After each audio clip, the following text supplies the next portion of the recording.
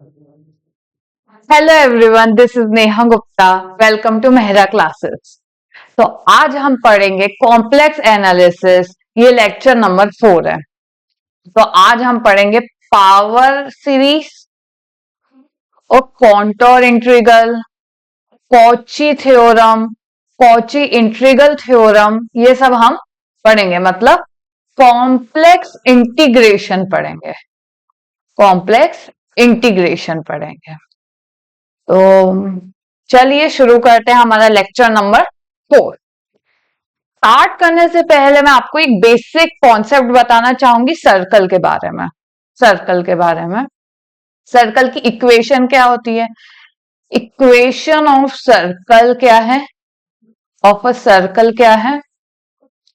z minus A is equal to R. जहां पर a मैंने बताया था फर्स्ट क्लास में हमने ये पढ़ा था। a is a centre of circle और आर क्या होता है? Radius. R is radius of circle. ठीक है, ऑफ सर्कल मतलब कुछ भी मान लो। ए क्या है? इसका सेंटर, ए सेंटर होगा और आर रेडियस। ठीक है। अब तो मोस्टली है ना एग्जाम में आज कॉम्प्लेक्स इंटीग्रेशन पढ़ने से पहले मैं आपको बताना चाहूंगी, क्योंकि मोस्टली डोमेन वो पूछ लिए जाते हैं कि ये सर्कल के अंदर एक वैल्यू लाए करती है, तो इसका इंटीग्रेशन आप फाइंड आउट कीजिए। तो इसीलिए मैं आपको बताना चाहती हूँ। जैसे z इज इक्वल टू 1 ले लिया। ठीक है, इसका मतलब ये है कि इसका सेंटर 0 है और r क्या है? 1। मतलब सर्कल कैसा है? ऑफ सेंटर 0 और रेडियस क्या है उसकी? ये 1 है। मतलब यहाँ पर 1 होगा और यहाँ पर पॉइंट होगा -1। यहाँ पर आयोटा जिसे कहते हैं, आयोटा होता है। वैसे यहाँ पे 1 -1 लिखते हैं और -1। ठीक है, तो इसको इस तरीके से भी लिख सकते हैं हम। मॉडुलस ऑफ z क्या होता है? 1। और z को हम लिखते हैं e to the power iota theta. क्यों? क्योंकि अगर हम इसका मॉडुलस लेंगे, अगर इसका मॉडुलस लेंगे तो मैंने बताया था आपका e to the power iota theta का मॉडुलस हमेशा, कोई भी हो, आयोटा थीटा का मॉडुलस हमेशा 1 होता है। तो हमें ये मिल जाएगा। ठीक है, तो आपको यहां से भी अगर ये इक्वेशन ऑफ सर्कल दी गई हो या इस तरीके की दी हो, आपको समझना है कि इसका सेंटर क्या है? 0 है और रेडियस 1। मतलब यहां होता है रेडियस। अब जैसे 1 ना देकर उन लोग दे देते 2, 1 ना देकर अगर वो लोग दे देते 2, 2 दे देते हैं, मतलब इसका सेंटर 0, रेडियस 2 होगा। तो हम इसे लिखते z is equal to 2 iota e to the power iota theta. तो कभी इस तरीके से भी दिया जा सकता है या इस तरीके से भी दिया जाता है। दोनों का मतलब यही है। ठीक है, ये पोलर फॉर्म में है और उसको मॉडुलस लगा दिया तो हमारा ये आंसर आ जाता है। और अगर हम इसका सर्कल बनाएंगे तो इस तरीके का बनेगा। ये 2 हो जाएगा, सेंटर 0 और ये -2। अगर अगर ऐसा ना देके कोई वैल्यू दे दी सेंटर की, is equals to 3, modulus of z -1 is equal to 3। मतलब यहाँ पर सेंटर क्या है? 1 और रेडियस क्या है? 3। तो इसको हम ऐसा भी लिख सकते हैं 3 e to the power iota theta. मतलब मॉडुलस हटकर नॉर्मल z -1 हो जाता है और 3 और e to the power iota theta. क्योंकि अगर हम इसका मॉडुलस निकालेंगे तो क्या हो जाएगा?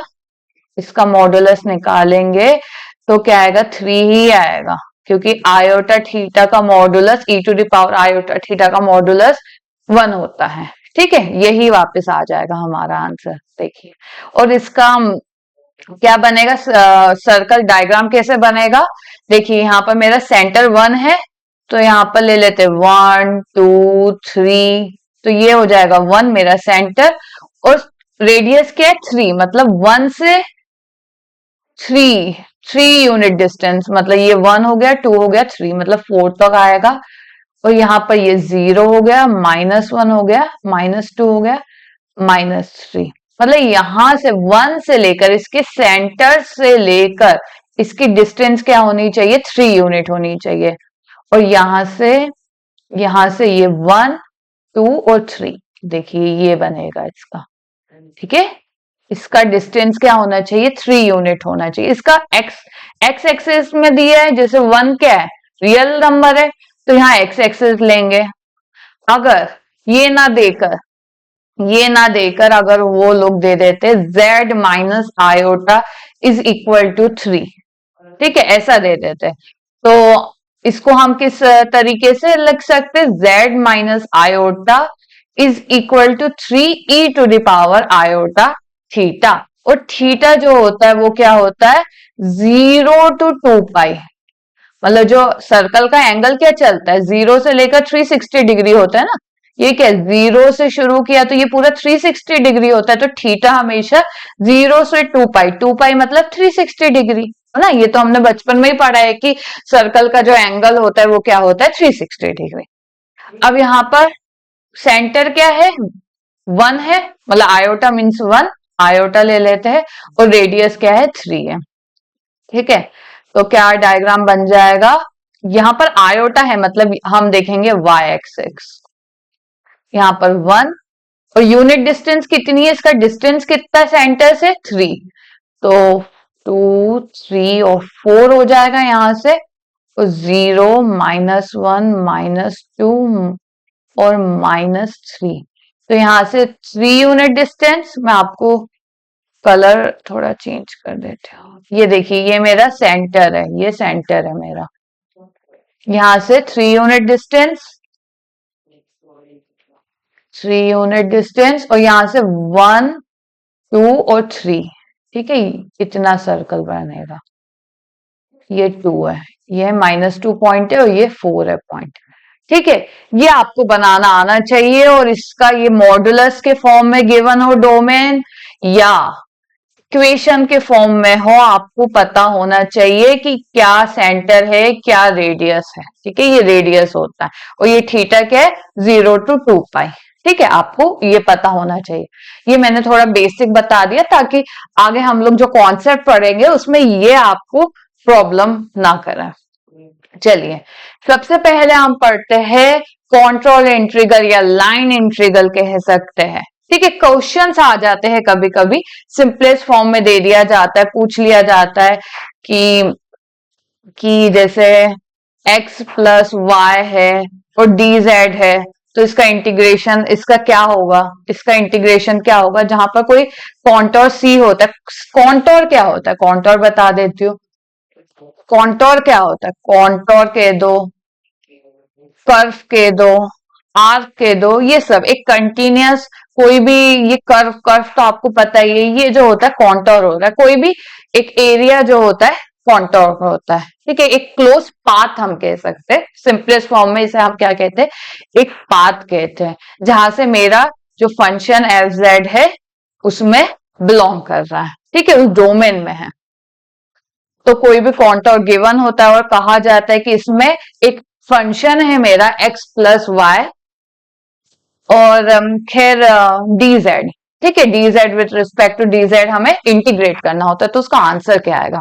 तो जैसे यहाँ मैंने क्या लिया है, एक कॉन्टोर लिया है, सी टाइप ही कह दो आप, एक स्मूथ कर्व कॉन्टोर लिया गया है, किस इंटरवल में, a to B, close interval a to b में एक मैंने कॉन्टोर लिया है, पाथ लिया है, कहां से कहां तक, कॉम्प्लेक्स प्लेन तक, मतलब ये कॉन्टोर जो है वो कहां से बिलोंग कर रहा है, a टू b से c तक बिलोंग कर रहा है, ठीक है। और एफ जेड क्या होता है, यहाँ पर एक कंटिन्यूअस फंक्शन होता है, एफ जेड हमारा कंटिन्यूअस फंक्शन है,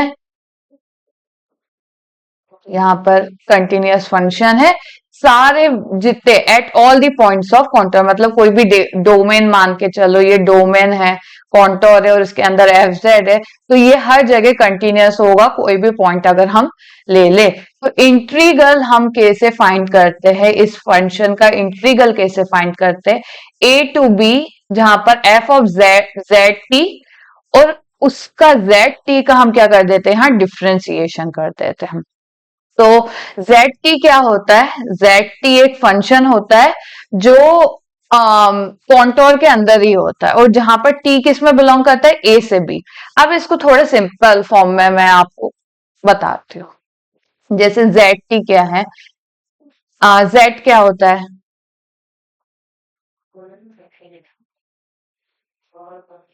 जेड क्या होता है, एक्स प्लस आयोटा वाई।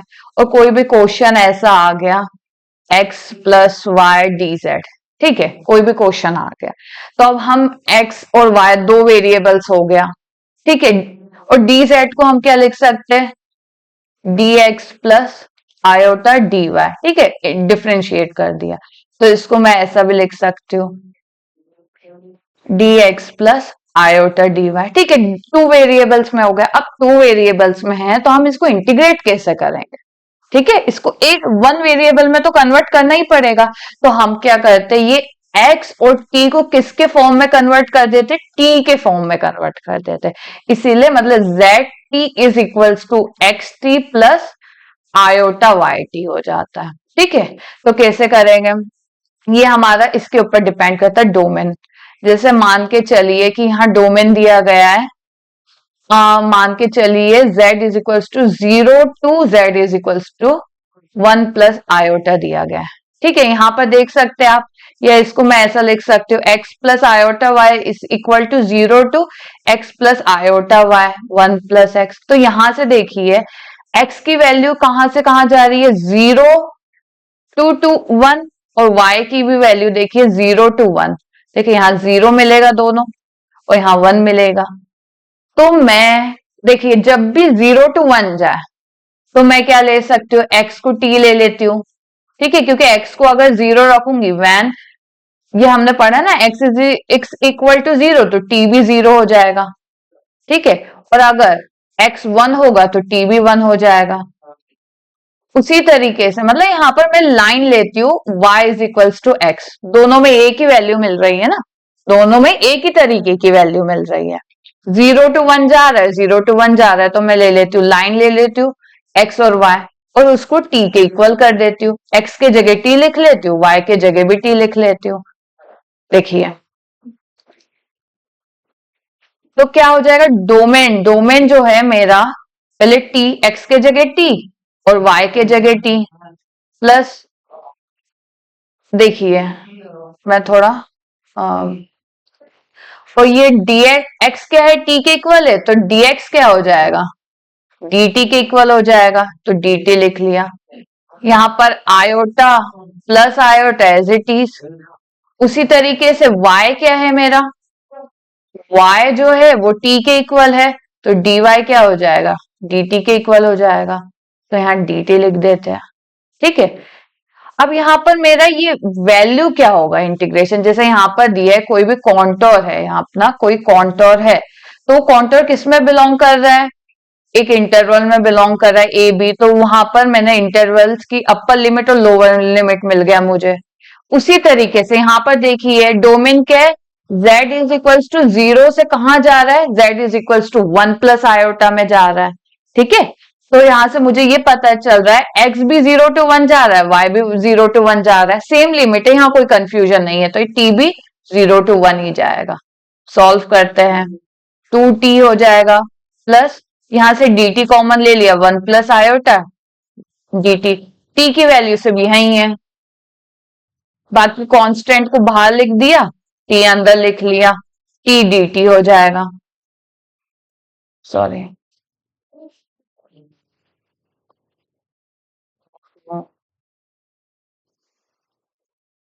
तो क्या होगा, 2 इंटू 1 प्लस आयोटा, और t क्या हो जाएगा, t स्क्वायर बाय 2 हो जाएगा, इंटीग्रेशन किया 1 0, ठीक है।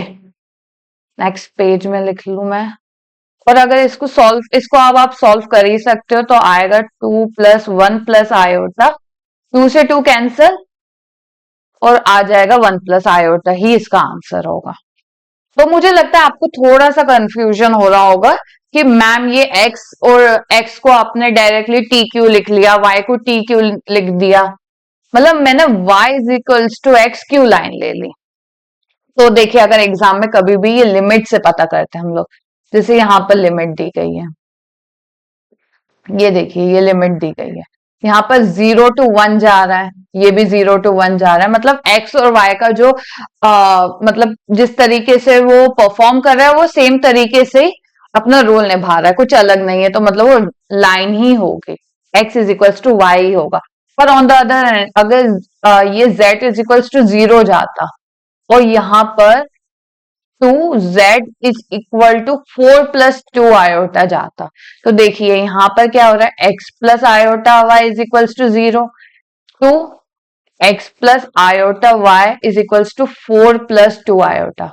तो देखिए यहाँ x 0 है और वो कहाँ जा रहा है, 4 जा रहा है, 0 से 4 में जा रहा है x, और y देखा जाए तो 0 to y is equals to 2, मतलब ये 0 to 2 में जा रहा है, ये 0 to 4 जा रहा है। अब थोड़ा जो परफॉर्मेंस है एक्स और वाई का थोड़ा अलग है, क्योंकि ये 0 to 4 में जा रहा है और ये 0 to 2 में जा रहा है, तो मैं क्या इक्वेशन लू, y is equals to x square ले लू। देखिए ये सेटिस्फाई करेगा, जैसे ही मैंने अगर x को 0 रखा तो y भी 0 आ जाएगा, अगर मैंने x को 4 रखा तो y क्या आ जाएगा, 2 आ रहा है, अगर x को मैंने 4 रखा तो 16 नहीं, मैं ऐसा करती हूँ, ये ले लेती हूँ, Y square is equal to X, ये ज्यादा सही होगा, ये सेटिस्फाई करेगा। तो जैसे ही मैंने x को 4 रखा तो y क्या आ रहा है, +-2। अब मैम आपका क्वेश्चन अराइज होता है, मैम -2 क्यों नहीं लेंगे। देखिए कोई भी एरिया, जब हम ये क्या है, किसी पाथ का हम इंटीग्रेशन एरिया निकाल रहे हैं, तो वो माइनस कैसा हो सकता है, वो माइनस होता ही नहीं, नेगेटिव होता ही नहीं, पॉजिटिव ही होगा, ठीक है। तो देखिए ये आपने निकाल दिया, तो यहां पर हम क्या इक्वेशन लेंगे, Y square is equals to X, ठीक है। और हम क्या करेंगे, let x is equals to T, then क्या आ जाएगा, जैसे x को t रखेंगे तो, या let y is equals to T, तो x क्या आ जाएगा, टी स्क्वायर आ जाएगा, और मेरी जो इक्वेशन होगी हम उसमें पुट करके सॉल्व कर देते, जैसे मैं यहाँ पर ये 1 + आयोटा ना लेकर आपको 4 + 2 आयोटा से ही बता देती हूँ, ठीक है। चलिए, तो यहाँ इंटीग्रेशन लिया, कोई भी मेरा डोमेन डी मान लेते हैं, यहाँ पर लिमिट, यहाँ पर x plus Y plus 3 iota D Z, ठीक है। अब यहाँ पर देखिए, यहाँ पर x के जगह क्या रखना है, टी स्क्वायर, y के जगह क्या रखना है, t रखना है, पर डी जेड को थोड़ा सिंपलेस्ट फॉर्म में लिख लिया, तो क्या आ जाएगा, d x plus iota D y, यही आएगा। अब यहां से देखिए, इसका इसका थोड़ा सा मैं पेन चेंज करके, यहाँ देखिए y is equals to T, तो डी वाई क्या आ जाएगा, डी टी हो जाएगा। इसी तरीके से अगर x is equals to t square, क्योंकि सबको मुझे t, मेरा टारगेट ये है कि मुझे सब कुछ x y है उसको क्या किस में करना है, t के फॉर्म में करना है, ठीक है, t के फॉर्म में चेंज करना है, तो क्या हो जाएगा, dx is equals to 2t dt आ जाएगा, ठीक है। तो अब मैं नेक्स्ट पेज में ले चलती हूँ। हाँ, यहाँ पर आपको लिमिट लिमिट भी याद निकालनी है, कैसे बचपन में हम निकालते थे, कि जैसे यहाँ पर x, ये कहाँ है, 0, लिमिट मेरी देखिए यहाँ ये दिए हैं लिमिट क्वेश्चन में, यहाँ से यहाँ तक है, मतलब ये लिमिट जो है 0 से कहाँ है, 4 + 2 आयोटा है। तो देखिए जैसे x 0 है, x 0 होगा व्हेन x इज 0, और गिवन क्या है, x is equals to t square, तो t क्या हो जाएगा, 0 हो जाएगा, और जैसे ही when x is equal to 4, x अगर 4 है तो ये 4 हो जाएगा, टी स्क्वायर है तो t क्या हो जाएगा, 2 हो जाएगा, ठीक है। अगर ये x के थ्रू नहीं निकालनी है तो y के थ्रू निकाल सकते हैं हम, दोनों में आंसर लिमिट सेम ही आएगी, x की इक्वेशन पुट कीजिए या y की इक्वेशन पुट कीजिए, आंसर सेम ही आएगा, देखिए कैसे, अगर ये लिमिट के लिए था, लिमिट अगर मैंने यहाँ पर देखिए y is equals to T, तो यहाँ पर y की लिमिट कहाँ से कहाँ जा रही है, 0 to 2 जा रही है, ठीक है, ऐसे भी देख सकते हैं। तो जब when y is equals to 0 और यहाँ पर क्या है, y is equal to t है, तो 0 t की वैल्यू 2 हो जाएगी, और when y is equals to 2, तो y क्या है, t के इक्वल है, तो जैसे ही y की वैल्यू 2 रख दी, तो देखिए 0 to 2, 0 to 2 लिमिट सेम आ रही है। अब सब रख देते हैं, तो हमने रख दिया, लिमिट हमें मिल गई 0 to 2 मिल गई। यहाँ x प्लस मैं ये लिख लेती हूँ, 4 plus 2 iota, y plus iota y plus 3 dx plus iota dy, ठीक है। तो जहां पर मुझे x क्या है, मैंने x क्या लिया है, टी स्क्वायर लिया है, y लिया है t, ठीक है। dx क्या है, 2t dt, dy क्या है, dt है। तो 0 to मेरी लिमिट क्या आई थी, 2 आई थी। x के जगह T square plus iota y plus 3 मतलब t प्लस 3, dx क्या हो जाएगा, 2t dt प्लस आयोटा, तो क्या आ जाएगा, dt हो जाएगा। आगे इतना समझ में, यहां से क्या करना है, सबसे पहले dt को कॉमन लेना है, 0 to t, T square plus मैं आयोटा का अंदर मल्टीप्लाई कर देती हूँ, iota 3 plus 2t plus iota और dt बाहर आ गया। इसको सॉल्व कर देते हैं, 2t, ये पहले इसको इससे मल्टीप्लाई कर दिया, iota t plus 3 iota, plus अब इसको इससे मल्टीप्लाई कर रहा है, T square plus iota T, iota 3t, फिर इसको अंदर मल्टीप्लाई कर दिया, इससे इससे और इससे, मैं डायरेक्ट जल्दी से लिख देती हूँ, 2t cube plus 2 iota T square plus 6t iota plus iota T square minus iota square क्या हो जाएगा, माइनस हो जाएगा t, प्लस ये फिर से माइनस हो जाएगा 3t। देख लीजिए, थोड़ा सा इसको सिंपलेस्ट फॉर्म में कन्वर्ट किया तो 2t क्यूब प्लस देखिए 2 आयोटा टी स्क्वायर और आयोटा टी स्क्वायर, तो 3 आयोटा टी स्क्वायर प्लस देखिए 6 आयोटा माइनस 1 टी हो जाएगा माइनस 3 dt। अब इंटीग्रेट करते हैं, तो 2 t to the power 4 by 4, 3 iota t cube by 3, 6 iota minus 1 t square by 2 और 3t, ठीक है। अब आप इस वैल्यू को पुट करके आंसर निकाल सकते हैं। तो ये था एक बेसिक कॉन्सेप्ट जो पूछा जाता है, इसमें से भी एक क्वेश्चन आता ही है, आपको ये आना चाहिए। अगर आपको ये लिमिट ये पैरामेट्रिक फॉर्म में तो कन्वर्ट हो जाता है, बट ये लिमिट याद रखना, अगर मोस्टली अगर 0 to 1 आए लिमिट, ऐसी लिमिट आए मोस्टली, तो x को t लिखना है, y को t लिखना है बस, क्योंकि इसका फॉर्म जो है वो सिंपलेस्ट, मतलब जो हमारी लाइन बनती है y is equals to X ही बनती है, ठीक है। और ये दो ही तरीके का आता है, कभी ऐसा ना आके 2 प्लस 4 आयोटा आ जाए, तो ये y is equals to x square हो जाएगा, ठीक है। तो इस तरीके से आप लिमिट के थ्रू क्या कर सकते हैं, पैरामेट्रिक फॉर्म में चेंज कर सकते हैं। अब आ जाता है, कभी कभी क्वेश्चन आ जाते हैं, मैं आपको एक एग्जांपल बताती हूँ, find the integral, find the integral, जो इंटीग्रल है वो है z bar square dz in a unit circle. Unit circle मतलब सर्कल जिसका ओरिजिन 0 है और रेडियस 1 है, मतलब z मॉडुलस 1 के इक्वल, ठीक है।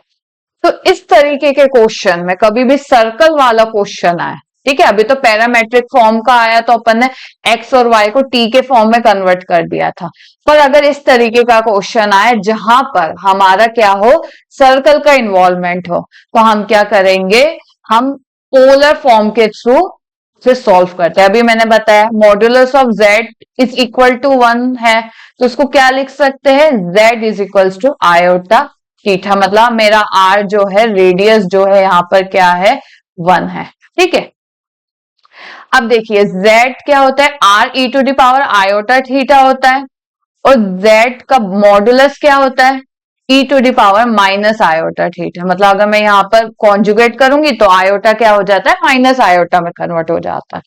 और यहाँ पर c, मतलब c जो होगा वो क्या होता है, सर्कल का डोमेन जो होता है, सर्कल क्या होता है, इसका पूरा जो एंगल बनता है वो क्या होता है, 360 डिग्री, मतलब 0 टू 2 पाई। मैंने आपको बताया था थीटा क्या किस में बिलोंग करता है, 0 टू 2 पाई में बिलोंग करता है।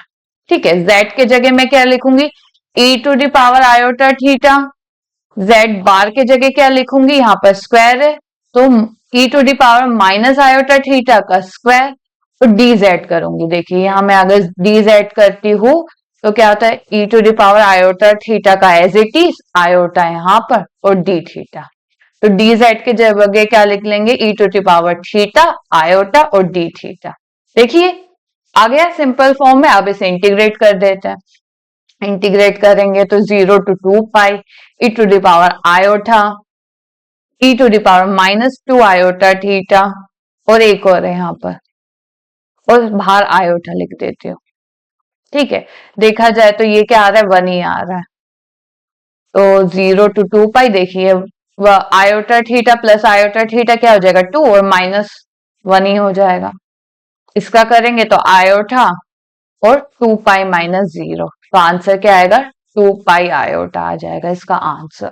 तो इस तरीके के से भी आप क्वेश्चन को सॉल्व कर सकते हैं। ठीक है, ये दो तरीके थे यहाँ पर पैरामेट्रिक फॉर्म में। एक सर्कल वाला है तो आपको पोलर फॉर्मूला लगाना है, और अगर नॉर्मल एक्स वाई में आ जाए, या तो कभी क्वेश्चन ऐसा आ जाए 0 is equal to 1 plus iota D bar आ जाए, तो यहाँ पर देखिए ये सर्कल नहीं है, तो आपको इसको पूरा एक्स और वाई में कन्वर्ट करना है और फिर उसको टी में कन्वर्ट करना है। जैसे मैं बता दूं, ये देखिए z is equal to 0, 1 plus iota x minus y iota d x plus iota D y, तो यहाँ पर y is equal to x satisfy करेगा। देखिए 0 टू 1 1, ठीक है, दोनों की जो प्रॉपर्टी है x और y की सेम है, तो y is equal to x, मतलब t रख देंगे और सॉल्व कर देंगे।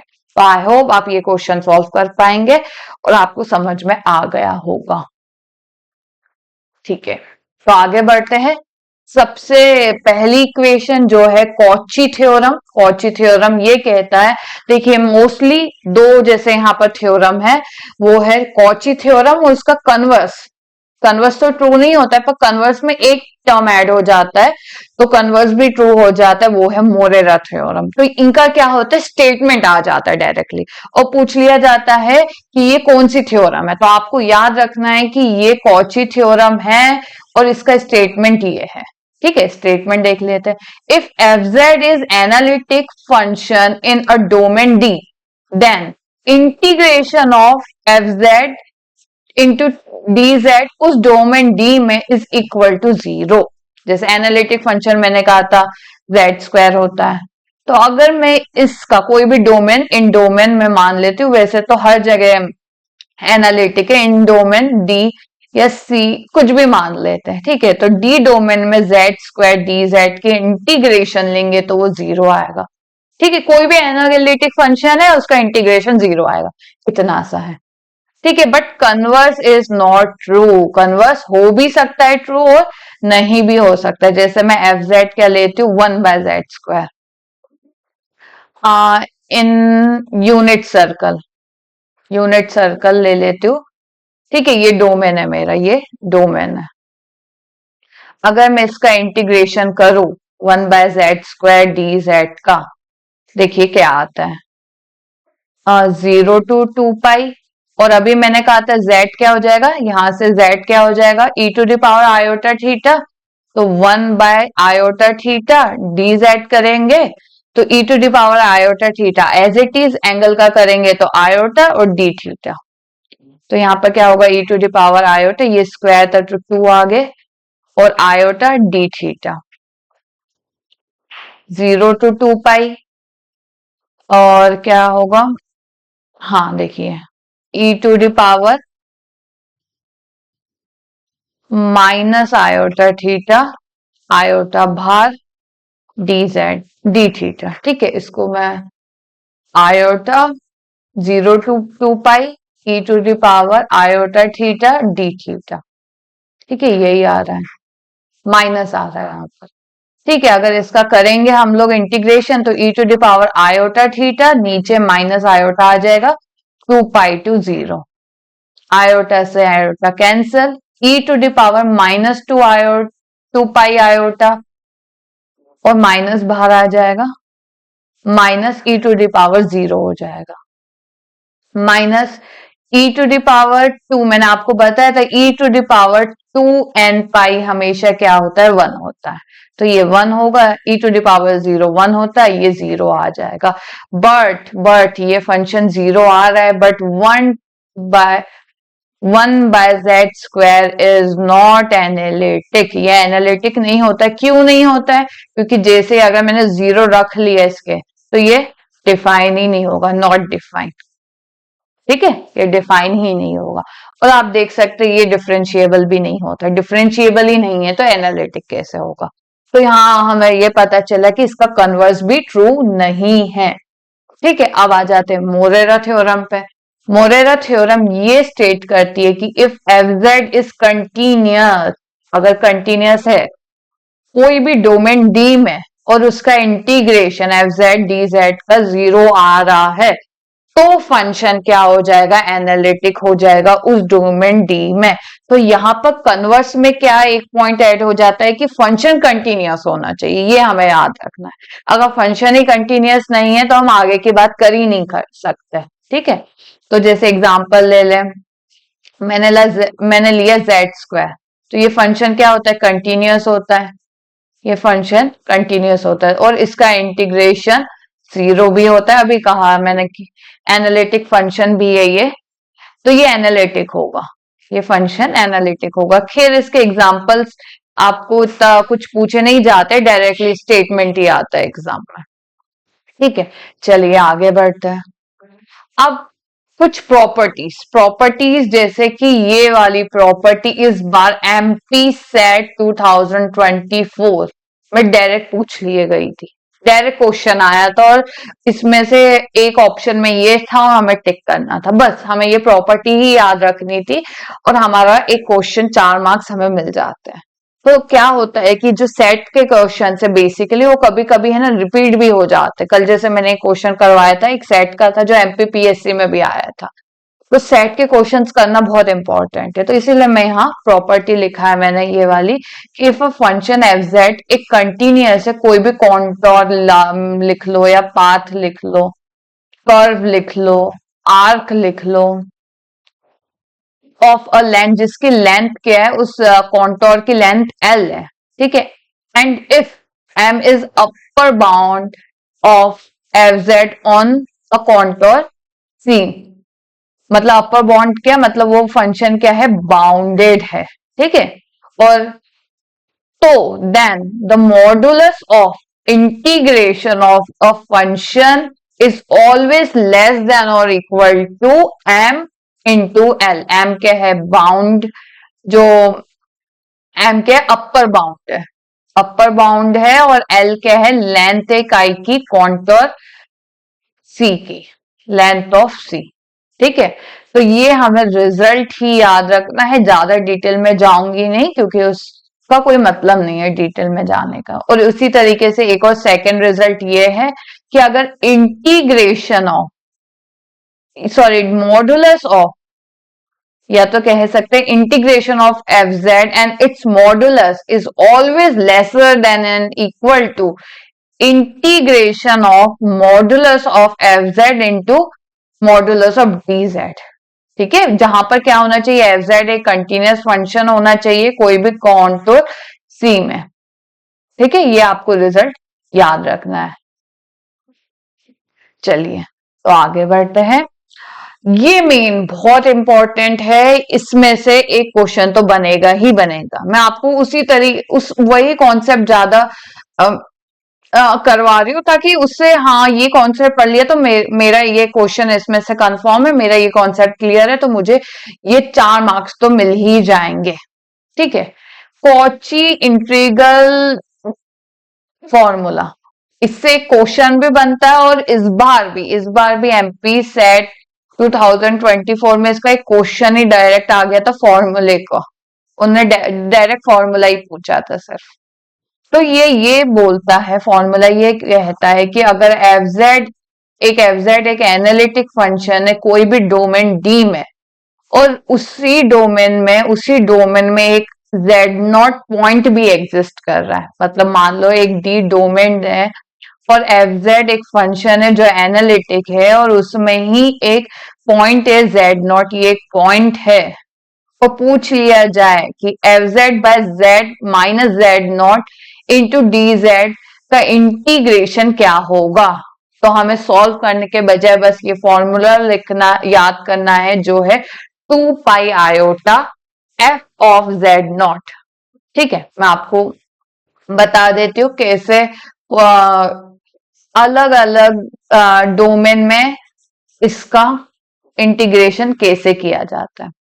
तो सबसे पहले एक एग्जांपल ले लेते हैं जहां पर मेरा डोमेन दिया होगा modulus of Z Z square plus z plus 1 upon Z minus 1 d Z. ठीक है, सबसे पहले आपको ये देखना है कि क्या ऊपर वाला मेरा एनालिटिक है, तो हाँ ये देखिए पॉलिनोमियल है, पॉलिनोमियल फंक्शन एनालिटिक होता है, तो हाँ ये एनालिटिक है। और नीचे वाला जो z माइनस 1 के फॉर्म में है, हाँ z माइनस जेड नॉट के फॉर्म में है, और ये 1 जो है इस डोमेन में बिलोंग करना चाहिए। अब ये डोमेन कैसे ड्रॉ होगा, ये एक सर्कल है, इस सर्कल की इक्वेशन है जहां पर ये कह रहा है, इसीलिए मैंने स्टार्टिंग में बताया था। देखिए ये आपको अब समझ में आ गया, तो अब इजीली इसका डायग्राम ड्रॉ कर सकते हैं।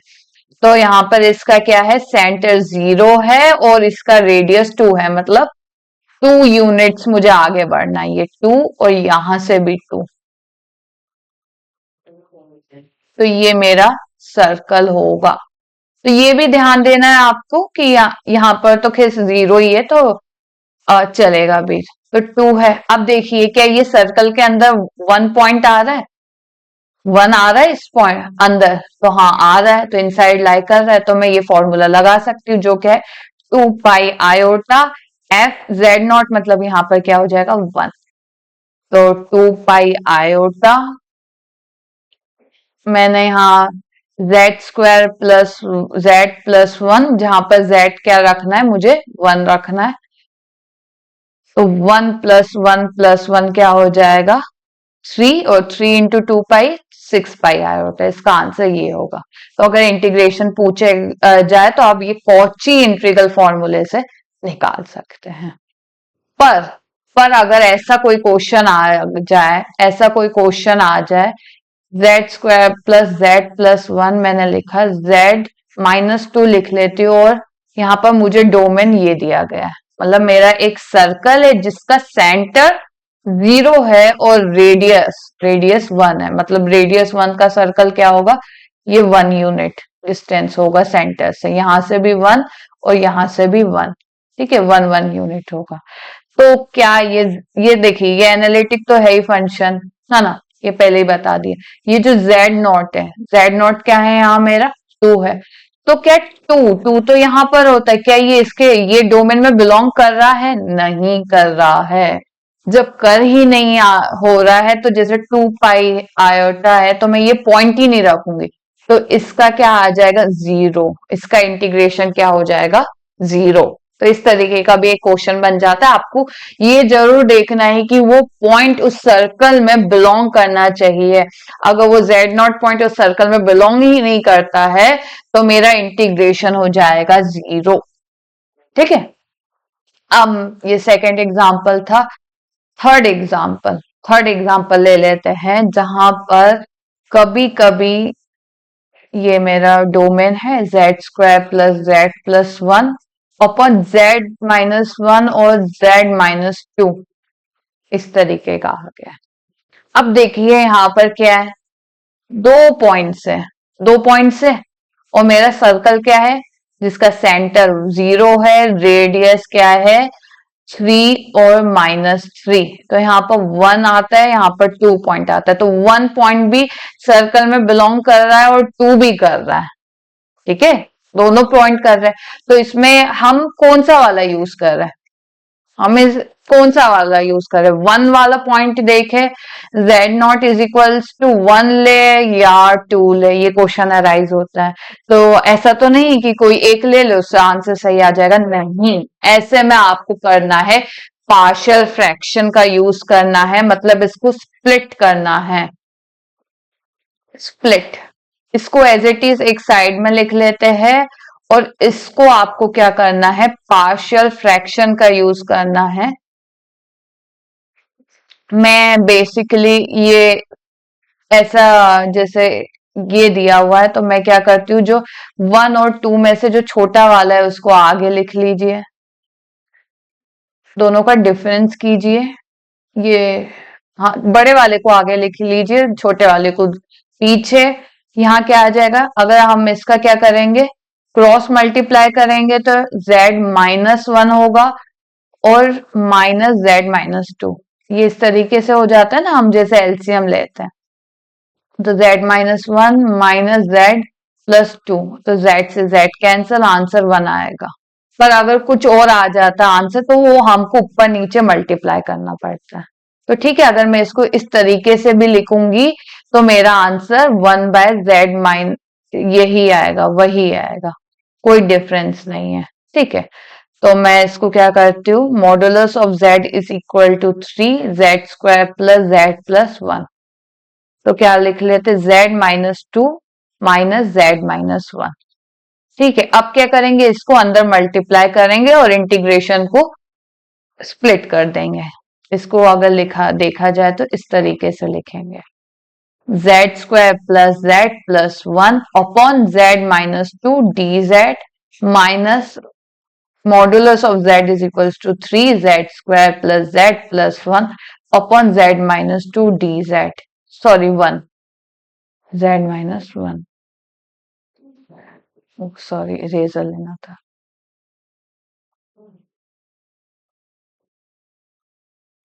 z-1। ठीक है, तो अब देखिए ये बन गया हमारा पुराना जैसा, ये फॉर्म में हो गया है कन्वर्ट,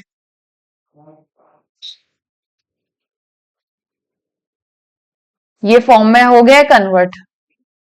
ठीक है, पर हमें दो इक्वेशंस मिल गए, दो फंक्शंस हमें मिले जिसे हमें इंटीग्रेट करना है। देखिए मैंने बस यहाँ पर मल्टीप्लाई किया इसका, तो इस तरीके से आ गया। अब मैं लगाऊंगी मेरा फॉर्मूला जो है, ये कहता है कि इंटीग्रेशन f(z/z-z0 dz) क्या होता है, 2 pi iota f of z0। ठीक है, तो 2 पाई आयोटा, देखिए 2 बिलोंग कर रहा है तो f ऑफ 2 लेंगे, यहाँ z0 क्या है 2 है, माइनस 2 पाई आयोटा, यहाँ पर z0 क्या है 1 है, तो अगर रखेंगे हम वैल्यू यहाँ पर 2² plus 2 plus 1 minus 2 pi iota, यहाँ f क्या है, ये है f, ये है मेरा f(z), ये है। ठीक है, तो यहाँ पर रखेंगे 1 प्लस 1 प्लस 1, ये हो जाएगा 4 प्लस 2 6 7, 7 मतलब 14 पाई आयोटा, और ये 6 पाई आयोटा, तो ये हो जाएगा 8 पाई आयोटा। ठीक है, तो ये मेरा क्या होगा आंसर। आई होप आपको ये समझ में आया होगा। तो प्लीज अगर एग्जाम में ऐसा आए तो आप पार्शियल फ्रैक्शन का यूज कीजिएगा और उसको स्प्लिट कीजिए और फिर सॉल्व कीजिए। ठीक है, बट अगर ये ना, यहीं पर अगर ऐसा हो जाता, इस तरीके का हो जाता कि मुझे इंटीग्रेशन दिया जाता है z-आयोटा इज इक्वल टू 3, और यहाँ पर z² प्लस z+1 वही लेते हैं f(z), और यहाँ ले लिया जाता है z-2 आयोटा ले लेते हैं और dz। तो इसका कैसे आप डायग्राम ड्रॉ करोगे, आयोटा है मतलब y एक्सेस, ठीक है, यहाँ आयोटा है मतलब y एक्सेस, तो यहाँ पर क्या आ जाएगा, आयोटा मीन्स यहाँ वन, वन क्या है मेरा सेंटर, वन क्या है मेरा सेंटर है, ये वन मेरा सेंटर है। तो यहां से 2 3 4 तीन यूनिट्स, एक यूनिट, 2 यूनिट, 3 यूनिट, ये यहां से सर्कल बनेगा। यहां से 1 यूनिट, -1, -2, -3, ठीक है। यहां से यहां तक 1 यूनिट, 2 यूनिट, 3 यूनिट, ये मेरा सर्कल बनेगा, ठीक है। अब क्या, इसमें z -2 आयोटा, मतलब y एक्सिस में क्या होना चाहिए, 2 बिलोंग करना चाहिए। क्या 2 बिलोंग कर रहा है, क्योंकि 2 आयोटा है, मतलब हमें y एक्सिस देखना है। तो क्या 2 बिलोंग कर रहा है, हाँ कर रहा है। तो हम इसका इंटीग्रेशन कर सकते हैं, जो होता है 2 पाई आयोटा और f(2 आयोटा) लिखेंगे, ठीक है। यहाँ पर z0 क्या हो जाएगा, z0 मेरा 2 आयोटा हो जाएगा। 2 पाई आयोटा लिखा, और f के जगह ये fz है मेरा, ये fz है, तो fz मतलब यहां रखा, मैं डायरेक्टली रख लू या z² + z+1 और z = 2 आयोटा रखना है, और फिर आप सॉल्व कर सकते हैं। 2 आयोटा का स्क्वायर प्लस 2 आयोटा +1, ठीक है। और फिर 2 पाई आयोटा, ये -4 हो जाएगा, +2 आयोटा +1, और ये हो जाएगा 2 पाई आयोटा, 2 आयोटा -3, ये मेरा आंसर आएगा। आई होप अब आपको क्लियर हो गया होगा। इसी तरीके से एक मैं एग्जांपल बता देती हूँ, जहां मैं आपको डायग्राम ड्रॉ करके बताऊंगी। अगर मेरा डोमेन इस तरीके का आ जाए, सॉरी,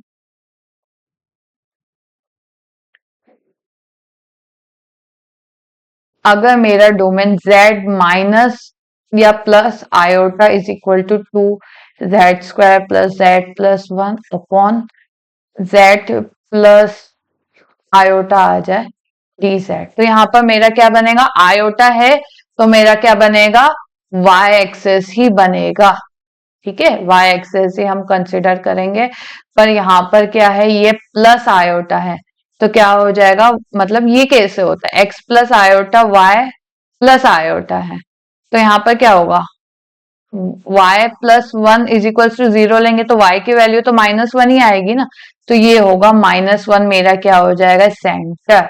और वहां से मुझे कितना डिस्टेंस लेना है, क्योंकि मेरा रेडियस 2 है, मेरा रेडियस क्या है, 2 है, तो यहाँ से 2 यूनिट ली तो यहाँ से शुरू होगा सर्कल, यहाँ से 2 यूनिट ली तो यहाँ, ये मेरा सर्कल होगा। तो ये सर्कल में क्या मेरा -1 बिलोंग करता है, z0 क्या हो जाएगा, -आयोटा हो जाएगा। तो क्या -1 बिलोंग करता है, हाँ करता है, तो मैं ये लिख सकती हूँ -आयोटा, ठीक है, मैं सॉल्व कर सकती हूँ। तो अब आप, मुझे लगता है आपको बन गया होगा, ये मेरा fz है, तो यहाँ पर वैल्यू पुट कर देना है, आयोटा प्लस -आयोटा +1। तो अब इसको आप सॉल्व कर सकते हो। वहीं अगर ये ना होके मेरा ऐसा होता, ये ना होके मेरा अगर ये होता z+4 आयोटा होता, इसको मुझे अगर सॉल्व करने दिया जाता, तो यहाँ देखिए -4 तो यहाँ सर्कल में डोमेन में बिलोंग ही नहीं कर रहा है, तो मेरा इंटीग्रेशन हो जाएगा 0, ठीक है। अब मैंने इससे सारे एग्जांपल्स तो बता ही दिए हैं, मुझे लगता है आपको अब कोई प्रॉब्लम नहीं होगी ये कॉची इंटीग्रल फॉर्मूला से यूज करके इंटीग्रेशन करने की। तो आई होप आपको समझ में आ गया होगा। अब इसका एक होता है स्टैंडर्ड फॉर्म, होता है जनरल फॉर्म, होता है जिसे हम कहते हैं Cauchy integral formula for higher order derivative, जहां पर ये होता है कि वही उसी तरीके से कि कोई एफजेड है, एनालिटिक है, कोई भी विद इन और ऑन, कोई भी क्लोज्ड कॉन्टोर ले लो, डोमेन ले लो डी में, और z0 एक पॉइंट है जो क्या है उस डोमेन में बिलोंग करता है, ठीक है। ये डोमेन है, z0 एक पॉइंट है, ये एनालिटिक फंक्शन है। तो मेरा इंटीग्रेशन बस ये होता है कि अगर यहाँ पर क्या है, डिग्री नीचे की जो z माइनस z0 की थी, इसके पहले 1 थी, अगर वहां पर डिग्री 1 ना होकर कोई पावर हो जाए, जहां पर n कुछ भी हो सकता है, n हो सकता है 2 3 4, कुछ भी हो सकता है, तो उसका फॉर्मूला क्या होगा, देखिए यहाँ पर 2 पाई आयोटा तो as it is, f of z naught भी होता है, पर जितनी उसकी पावर होगी उसका एक कम करके हम क्या करते हैं, डिफ्रेंसिएशन करते हैं, और उसका यहाँ पर फैक्टोरियल भी लिख लेते हैं। जैसे एक एग्जांपल लेते हैं, z is equal to 3, z square plus z plus 1 ही ले लेते हैं, z माइनस 1 का स्क्वायर लिख लिया मैंने। तो देखिए इसका अगर डोमेन बनेगा, सेंटर क्या है, सेंटर 0 है, रेडियस क्या है, 3 है, तो ये मेरा सर्कल है। क्या 1 इसमें बिलोंग कर रहा है, हाँ 1 बिलोंग करता है। तो इसका कैसे होगा, इसका होगा 2 पाई आयोटा, वैसे भी लिखते थे, ठीक है, अपॉन एक ऐड हो जाएगा n माइनस 1, यहाँ पर मेरी n क्या है, यहाँ पर 2 है, डिग्री 2 है, तो क्या हो जाएगा 2 माइनस 1 का फैक्टोरियल। और वैसे ही f ऑफ 1 तो होता ही है, जो f ऑफ 1 पहले होता था, बट यहाँ डेरिवेटिव भी हो जाता है। जैसे यहाँ पर 2 है तो 2 क्या होगा, एक कम हो जाएगा, मतलब 2 माइनस 1, ये 2 माइनस 1, 1 का फैक्टोरियल 1 होता है, इसका डेरिवेटिव करेंगे। तो यहाँ मेरा एफ जेड क्या है,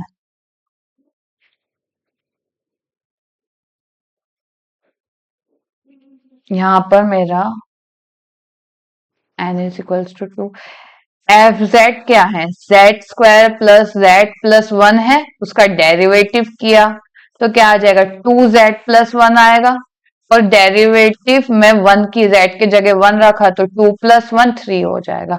तो क्या आंसर आएगा, 2 पाई आयोटा इंटू 3, जो है 6 पाई आयोटा। ठीक है, इस तरीके से निकालेंगे। अगर एक और, अब एक और अगर मैं एग्जांपल लो, एक और अगर यही एग्जांपल में अगर मैं सॉल्व करूं, Z square plus z plus 1, और नीचे दिया है जेड माइनस 1 का क्यूब, स्क्वायर ना देके अगर वो 1 दे दे, तो मेरा फॉर्मूला क्या है वैसे, f z by z minus z naught to the power n d z 2 pi iota n minus 1 factorial f n minus 1 z naught. तो देखिए ये क्या आएगा, 2 पाई आयोटा, यहाँ पर n क्या है, n मेरा 3 है, तो क्या हो जाता है, एक कम हो जाता है और उसका फैक्टोरियल ले लिया जाता है। उसी तरीके से यहाँ पर भी एक कम होता है, याद रखना है, एक कम हो जाता है, जो भी पावर है, जो भी डिग्री है, उसका एक कम हो जाएगा। तो एफ ऑफ क्या हो जाएगा, n माइनस 1 है, तो यहाँ पर n 3 है, तो 3 माइनस, और z नॉट क्या है, 1 है, तो ये क्या हो जाएगा, 2 पाई आयोटा, ये हो जाएगा 2 फैक्टोरियल, और f का डबल डेरिवेटिव हो जाएगा 1। ठीक है, 2 फैक्टोरियल क्या होता है, 2 होता है, 2 फैक्टोरियल 2 होता है, और f ऑफ डबल डेरिवेटिव 1, 2 से 2 कैंसल, क्या हो जाएगा, पाई iota f of double derivative 1। तो मेरा एफ जेड क्या है यहाँ पर, एफ जेड क्या है यहाँ पर, जेड स्क्वायर जेड प्लस 1, तो डेरिवेटिव किया तो 2z प्लस 1, फिर से डेरिवेटिव किया तो 2, इसमें 1 रखेंगे तो भी 2 ही आएगा, तो 2 पाई आयोटा मेरा आंसर आ जाएगा।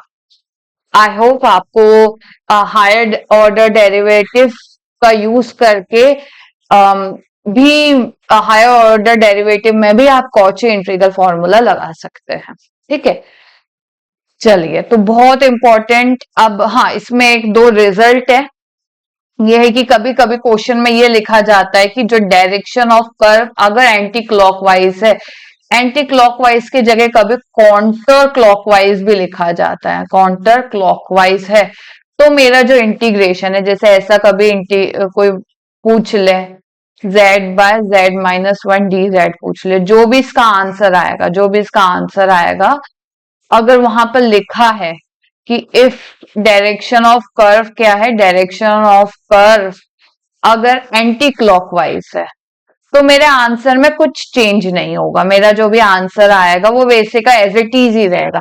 बट अगर वहां लिखे कि मेरा डायरेक्शन ऑफ कर्व जो है वो क्लॉकवाइज घूम रहा है, तो बस मुझे क्या करना है, मेरे आंसर में मल्टीप्लाई कर देना है माइनस से, और कुछ भी नहीं।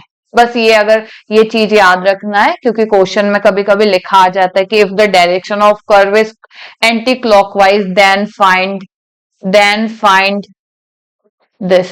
इस तरीके से क्वेश्चन बन जाता है, तो आपको ये एंटी क्लॉकवाइज और क्लॉकवाइज देखना है, और एंटी क्लॉकवाइज को कभी कभी काउंटर क्लॉकवाइज भी लिखा जाता है, तो आप डरिए मत, उसका मतलब एंटी क्लॉकवाइज ही होता है। ठीक है, अब आ जाता है पावर सीरीज। पावर सीरीज में जो रेडियस ऑफ कन्वर्जेंस अभी हम पढ़ेंगे उसमें क्वेश्चन जरूर बनता है।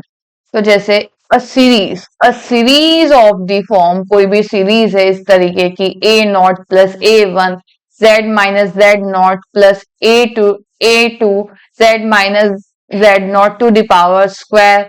चलते चलते हमें ये जो इसका जनरल फॉर्म निकलता है, इसे हम कहते हैं पावर सीरीज। इसे ही हम कहते हैं पावर सीरीज, जहां पर ये जो सारे A1 A2 ये सारे क्या होते हैं, कॉम्प्लेक्स कांस्टेंट होते हैं, जिसे हम कोफिशिएंट ऑफ सीरीज, जैसे पहले बचपन में पढ़ा है 2x² 3x² है, तो ये क्या है, कॉन्स्टेंट्स होते हैं ना, और इसे हम क्या कहते हैं, कोफिशिएंट कहते हैं ऑफ x² ऑफ x, इस तरीके से कहा जाता है। वैसे ही यहाँ पर ये सब क्या है, कोफिशिएंट्स है, ये कांस्टेंट होते हैं।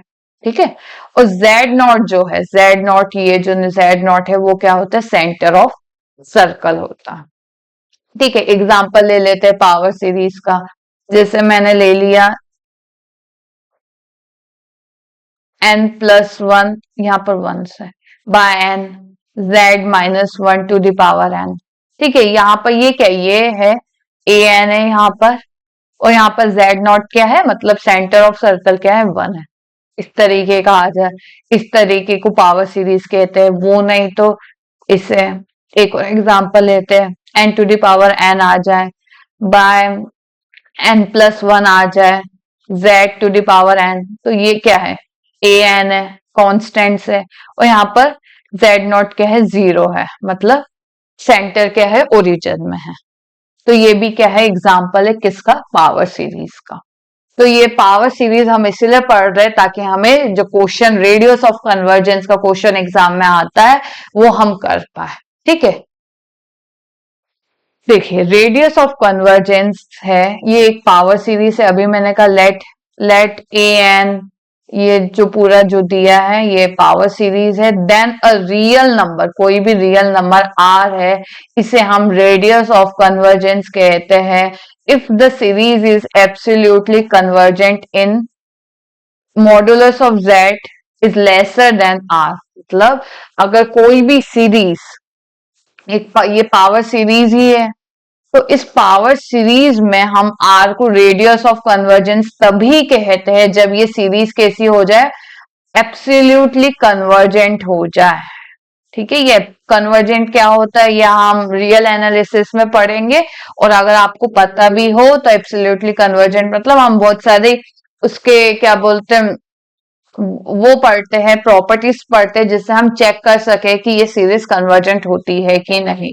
और तो पर यहाँ पर हमें ये डेफिनेशन अगर हमें समझनी है तो हम इस रियल एनालिसिस में अच्छे से समझेंगे, पर यहाँ पर जो मेन दो फॉर्मूलेज है वो ये इंपॉर्टेंट है। इससे हम क्या कर सकते हैं, रेडियस ऑफ कन्वर्जेंस को कैलकुलेट कर सकते हैं। अब ये कब फॉर्मूला यूज करना है, ये कब करना है, ये मैं आपको बता देती हूँ। जैसे अगर कोई भी पावर सीरीज इस तरीके की है, जहां पर फैक्टोरियल आ गया हो, n+1 ऐसा आ गया हो, ठीक है, इससे हमें कोई लेना देना नहीं है, इससे हमें कोई लेना देना नहीं है, यहाँ तो हम सिर्फ an से ही लेना देना है, तब हम ये वाला फॉर्मूला यूज करते हैं।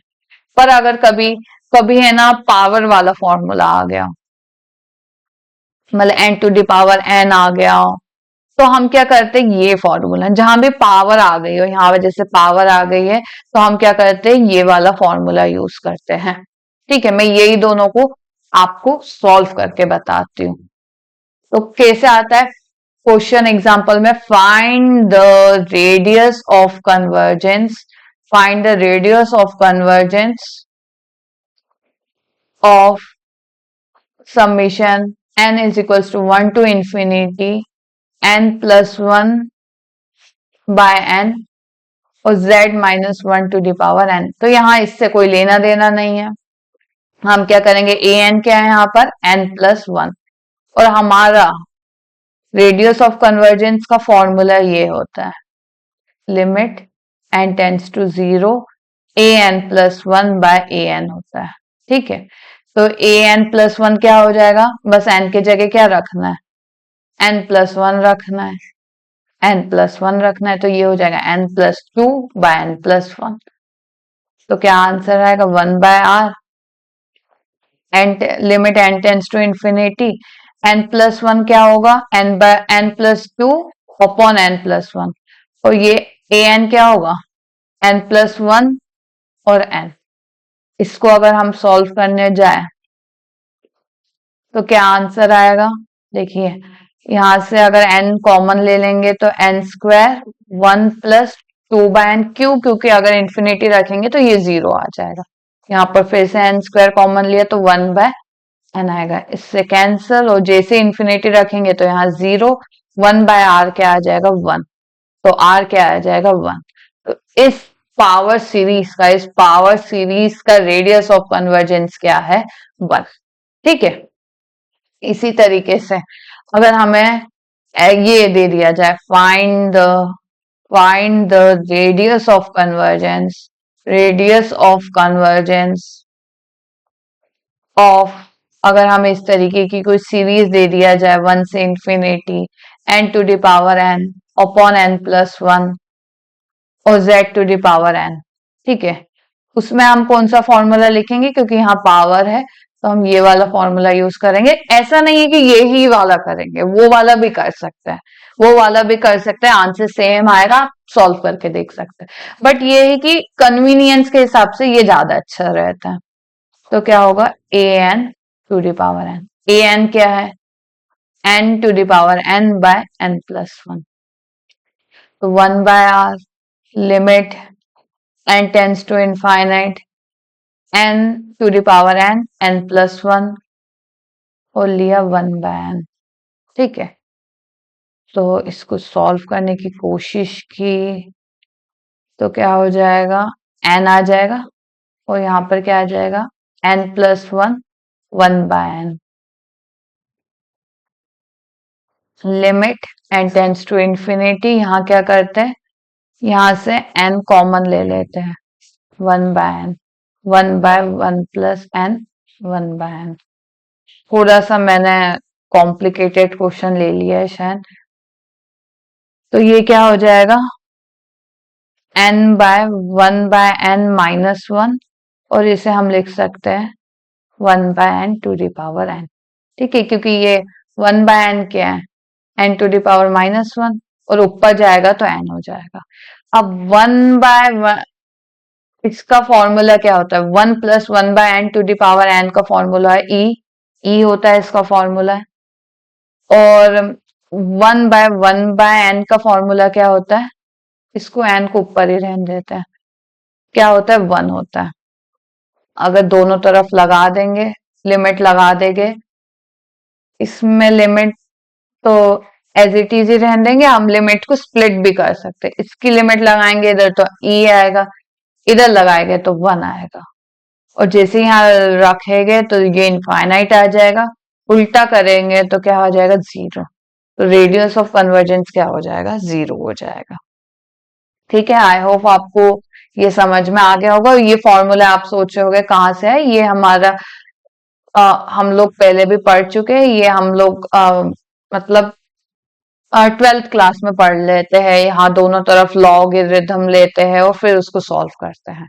तो ये फॉर्मूलेस है जो आपको याद रखने, और अगर आपको नहीं पता हो तो मैं आपको फॉर्मूलेस की एक वर्कशीट भी शेयर कर दूंगी, ताकि वहां पर सारे बेसिक जो भी फॉर्मूलेस है, जो भी पूरे हमारे एपी के एग्जाम में काम आएंगे, वो लिखे होंगे, तो आप उसको भी याद कर सकते हैं, वो आपके लिए हेल्पफुल होंगे। ठीक है, तो मुझे लगता है आपको समझ में आ गया होगा किस तरीके से हम इसको सॉल्व करते हैं। अब आ जाता है results of radius of convergence. इतना ये इससे क्वेश्चन अभी तक तो आए नहीं है, बट फिर भी हमारी तैयारी पूरी तरीके से होनी चाहिए, फिर भी मैंने यहाँ आपको रिजल्ट्स बता दिए, जैसे कि अगर कोई भी पावर सीरीज है a z in summation n is equals to 0 so infinite a and z to the power n अगर कोई भी पावर सीरीज है तो और उसका रेडियस ऑफ कन्वर्जेंस r है, then radius of convergence of, अगर बस ये सीरीज में क्या आ जाए, स्क्वायर आ जाए और पूछ लिया जाए कि इसका रेडियस ऑफ कन्वर्जेंस क्या होगा, तो बस मुझे क्या करना है, r का स्क्वायर करना है। और अगर यहाँ पर कुछ पावर हो, जैसे नॉर्मली तो मेरा जो सिंपलेस्ट फॉर्म मैंने आपको बताया ये होता है z minus z to the power n होता है, पर उसके साथ और कोई पावर जुड़ जाए तो उसका रेडियस ऑफ कन्वर्जेंस पूछ ले तो क्या होगा, r 1/k होगा। अब मैं जैसे बता देती हूँ एग्जाम्पल, समीशन 1 से infinite n plus 1/n z minus 1 to the power n है। देखिए इसका रेडियस ऑफ कन्वर्जेंस क्या निकला है, 1 निकला है। इसका रेडियस ऑफ कन्वर्जेंस क्या है, 1 है। अगर मुझसे पूछ ले कि इन समीशन 1 से लेकर infinite n plus 1/n to the power square कर दे इसको, इसका रेडियस ऑफ कन्वर्जेंस क्या होगा, तो बस कुछ भी नहीं, जो भी मेरा इसका रेडियस ऑफ कन्वर्जेंस है उसका स्क्वायर कर देंगे, r का स्क्वायर करेंगे जो क्या है 1 है, तो मेरा इस वाली पावर सीरीज का भी रेडियस ऑफ कन्वर्जेंस 1 हो जाएगा। और ये यहां ना लिख के स्क्वायर ना लिख के, अगर वो लोग स्क्वायर ना लिख के वो लोग यहां पर कुछ लिख ले, यहाँ पर 3n लिख ले और पूछ ले कि रेडियस ऑफ कन्वर्जेंस क्या होगा, तो हम सबसे पहले जो मेरा सिंपलेस्ट फॉर्म का रेडियस ऑफ कन्वर्जेंस निकालेंगे, जैसे 1 निकला है, फिर इसका रेडियस ऑफ कन्वर्जेंस का क्या कर देंगे, 1/n कर देंगे, 1/k कर देंगे। 1/k मतलब 1/3, यहाँ पर k क्या है 3, मेरा ये तो 1 ही था तो 1/3 हो जाएगा। पर 1 ना होके, फॉर सपोज मैं कह रही हूँ, अगर 1 ना होके यहाँ पर r3 होता तो ये क्या हो जाता, 3 टू द पावर 1/3 हो जाता है इसका रेडियस ऑफ कन्वर्जेंस। ठीक है, इससे क्वेश्चन अभी तक बने नहीं है, पर फिर भी हमारे नॉलेज के लिए हमें ये पता होना चाहिए।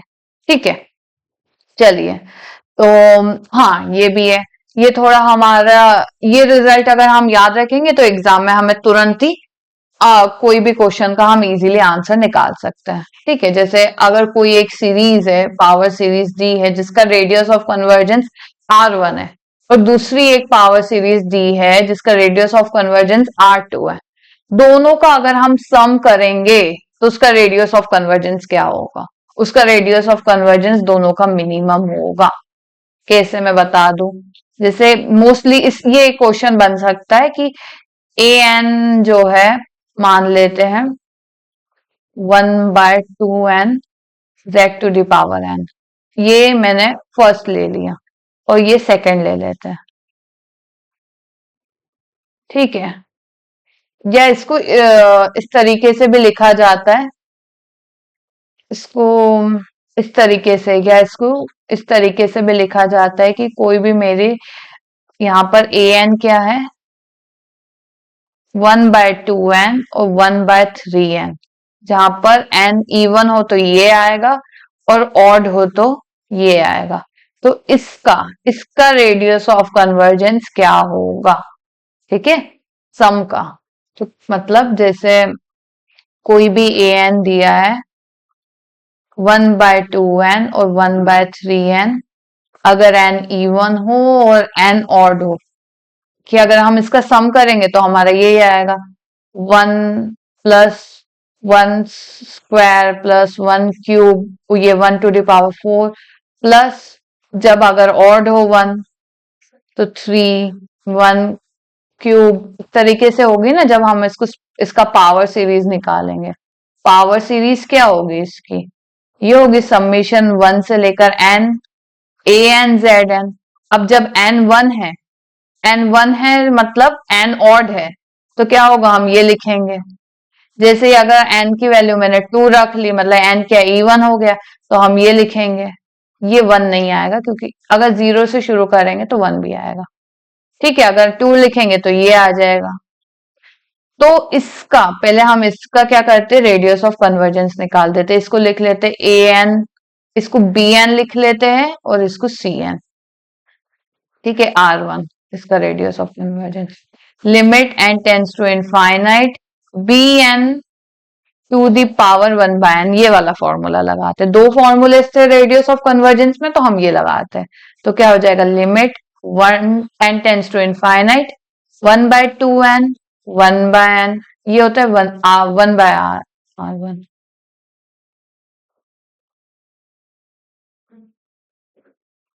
वन बाय आर वन होता है। तो क्या हो जाएगा, कैंसिल होके वन बाय टू बचेगा, तो आर वन क्या आएगा, टू, ठीक है। वन बाय आर टू क्या होगा, limit n tends to infinite three n one by n, limit n tends to infinite one by three n लिखेंगे, ठीक है। बी सी एन को मैंने ये लिखा है वन बाय एन, तो ये वन बाय थ्री होगा।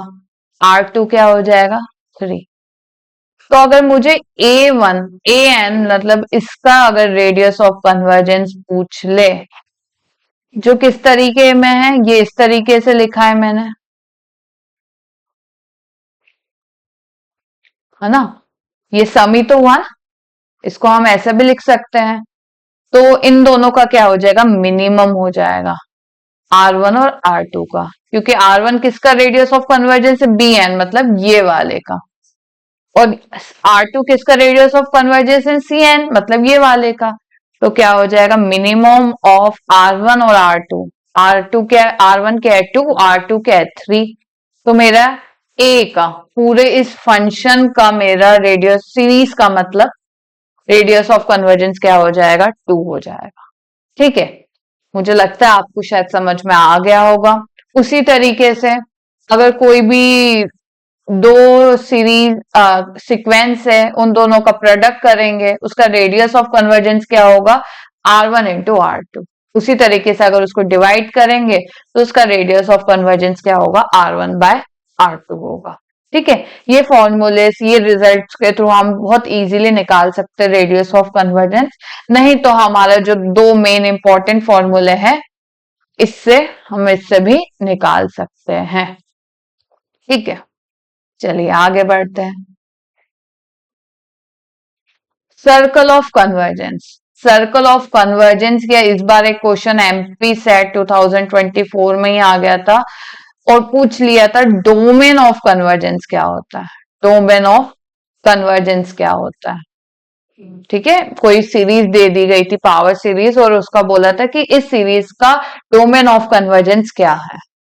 तो if r radius of a convergence of a series, इस सीरीज का रेडियस ऑफ कन्वर्जेंस अगर आर है, तो उसका सर्कल ऑफ कन्वर्जेंस क्या हो जाएगा, z minus z naught less than r, ठीक है। जैसे मैंने अभी एक आपको बताया, ये अगर हम पावर सीरीज लें, ये अगर हम पावर सीरीज लें z minus one to the power n, इसका मैंने कहा आपको रेडियस ऑफ कन्वर्जेंस मतलब r क्या है, वन है। तो इसका सर्कल ऑफ कन्वर्जेंस क्या होगा, circle of convergence, circle of convergence क्या हो जाएगा, z माइनस जेड नॉट क्या होता है, ये यहाँ पर सेंटर क्या है, one minus one lesser than r, r क्या है यहाँ पर, वन है। तो ये मेरा सर्कल ऑफ कन्वर्जेंस हो जाएगा। और इंटरवल पूछ ले, इंटरवल पूछ ले तो इसको क्या होता है, ये मॉडुलस है, तो ये क्या होता है, खोलने के बाद इस तरीके से लिखा जाता है। और अगर यहाँ पर माइनस वन एक्स्ट्रा आ रहा है तो हर जगह क्या कर देंगे, प्लस वन से प्लस वन ऐड कर देंगे, तो ये जीरो, जेड और टू। तो देखिए इसका इंटरवल क्या होगा, टू होगा। तो इस इंटरवल में क्या होगा, मेरी जो पावर सीरीज होगी वो कन्वर्जेंट होगी, ठीक है। ये भी कभी कभी क्वेश्चन पूछ लिया जाता है, इंटरवल बताइए क्या होगा, ठीक है। तो हम इस तरीके से निकालते हैं। अब वैसे ही अगर जैसे कोई भी, जैसे देखिए कन्वर्जेंट डाइवर्जेंट में आप कंफ्यूज ना हो, ये कि कन्वर्जेंट क्या है, डाइवर्जेंट क्या है। ये हम रियल एनालिसिस में एकदम डिटेल में पढ़ेंगे।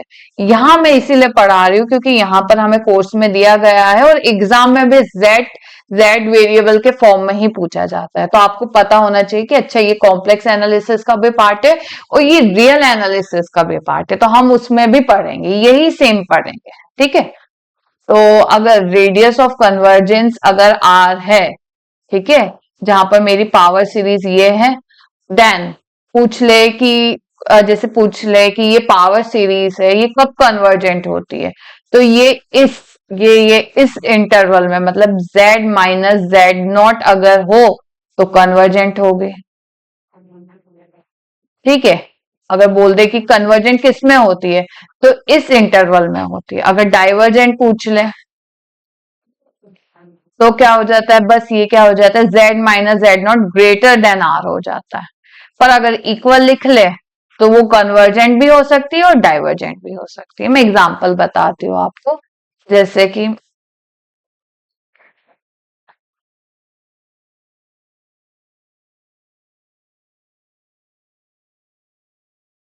अगर 0 to infinite 1/3n z minus 1 to the power n, ठीक है, अगर इस तरीके का कुछ पूछ ले तो यहाँ पर रेडियस ऑफ कन्वर्जेंस निकालते हैं, 1/r होगी, limit n tends to infinite, a n क्या है, ए एन ये है 1/3n to the power 1/n, ये पावर है तो मैं पावर वाला फॉर्मूला ये वाला लगा रही हूँ,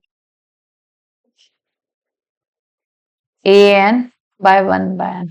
ठीक है, तो ये कैंसिल हो गया पावर और बचा सिर्फ 1/3, तो ये होगा 1/3, ऊपर लेंगे तो आर क्या आ जाएगा 3, इसका रेडियस ऑफ कन्वर्जेंस 3 है। तो पूछ ले कि ये कन्वर्जेंट कौन से सर्कल में होगी, तो z माइनस जेड नॉट क्या है, यहाँ पर 1 है। अगर z माइनस इसमें इस सर्कल में क्या होगी, ये कन्वर्जेंट होगी, z minus 1 lesser than r, r क्या है, आर है मेरा 3, और डाइवर्जेंट किस में होगी, z माइनस 1 ग्रेटर देन 3। ठीक है, इस तरीके का आपको क्वेश्चन पूछा जा सकता है। तो आज के लिए इतना ही। तो आज हमने ये पढ़ा कि कॉम्प्लेक्स इंटीग्रेशन कैसे किया जाता है, यूजिंग कॉची इंटीग्रल फॉर्मूला। पर देखिए ये ही एक फॉर्मूला नहीं होता है जिससे हम इंटीग्रेट कर सकते हैं, एक होता है रेसिड्यू थ्योरम के थ्रू भी हम इंटीग्रेशन कर सकते हैं, तीसरा आर्ग्यूमेंट प्रिंसिपल एक होता है, आर्ग्यूमेंट प्रिंसिपल होता है जहां से भी हम एक इंटीग्रेशन की वैल्यू निकाल सकते हैं। तो ये 3 मेन फॉर्मूलेज होते हैं जहां से हम क्या कर सकते हैं, कॉम्प्लेक्स इंटीग्रेशन कर सकते हैं। ठीक है, आज हमने कॉची इंटीग्रल फॉर्मूला पढ़ा और हमने लाइन इंटीग्रल पढ़ा। ठीक है, और हमने पढ़ा पावर सीरीज। पावर सीरीज में 2 तरीके के ही क्वेश्चन बनते हैं, एक तो रेडियस ऑफ कन्वर्जेंस निकालने के लिए और सर्कल ऑफ कन्वर्जेंस निकालने के लिए। ठीक है, चलिए आप क्वेश्चन करते हैं। यहां पूछा जा रहा है radius of convergence of a power series, ये सीरीज दी गई है, इसका रेडियस ऑफ कन्वर्जेंस क्या होगा, तो हमें रेडियस ऑफ कन्वर्जेंस मतलब आर निकालना है। ये एमपीपीएससी असिस्टेंट प्रोफेसर 2018 में आया है। ठीक है, तो वीडियो को पॉज कीजिए, अपने आप को 2 मिनट का वक्त दीजिए, जो आपको फॉर्मूला 2 फॉर्मूलिस्ट है वो अप्लाई कीजिए, जो आपको मन में ऐसा लगता है कि मुझे इससे ट्राई करना चाहिए, इससे ट्राई करना चाहिए, आप किसी से भी कर सकते हैं, क्योंकि देखिए यहाँ पर पावर भी है और फैक्टोरियल है, दोनों फॉर्मूले से आंसर सेम आएगा। तो वीडियो को पॉज कीजिए, 2 मिनट का टाइम दीजिए और फिर मैं आपको आंसर बताती हूँ। देखिए मैं यूज करूंगी यहाँ पर फॉर्मूला नंबर 1 जो है limit n tends to infinite a n plus 1/an, क्योंकि अगर मैं इसमें 1/n लगाऊंगी ना तो मेरा आंसर नहीं आएगा, पर इसमें आ जाएगा। ए एन क्या है मेरा यहाँ पर, n factorial by n to the power n है।